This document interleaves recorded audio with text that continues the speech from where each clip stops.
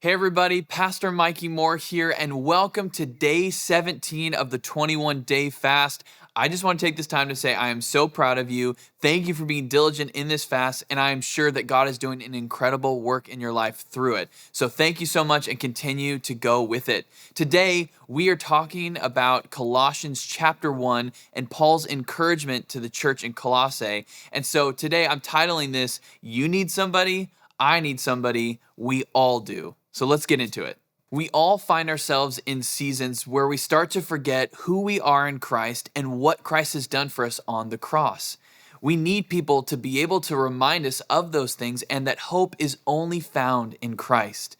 Well, we also in turn need to be those people for others around us. We need to remind them of the hope that is in Christ and what he has done for them and who they are in Jesus.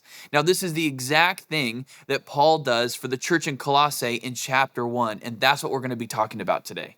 So there are a few different things that I want you to notice as we read through this chapter. Paul both acknowledges the church's faithfulness to the Lord and the love that they have for each other. And then right after that, begins to remind them about who they are and what Christ has done for them. You see, in this day, there were false teachers who were teaching that you needed special knowledge in order to know God. But what Paul wants to remind them and encourage them in is that if they know and they trust and follow Jesus, then they know God as well. Just like the church in Colossae needed Paul to remind them of these truths, we also need people in our lives to remind us of the good news of who Jesus is and what he's done for us. We in turn also need to be those people for those around us. See, we are called to not only encourage one another in faith through our words, but we're also beyond that called to pray for one another. And we're going to look at specific passages here in verses 9 and 10 where Paul does this for the church in Colossae. So let's look at verses 9 and 10. And this is what it says.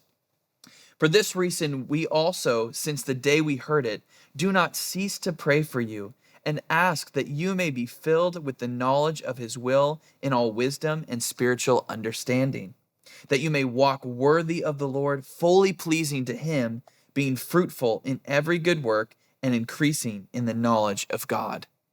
See, Paul is saying, I see your faithfulness. I see that you are following the Lord, but then says, but I'm still going to pray for you. Still going to pray that you know and understand who Jesus is.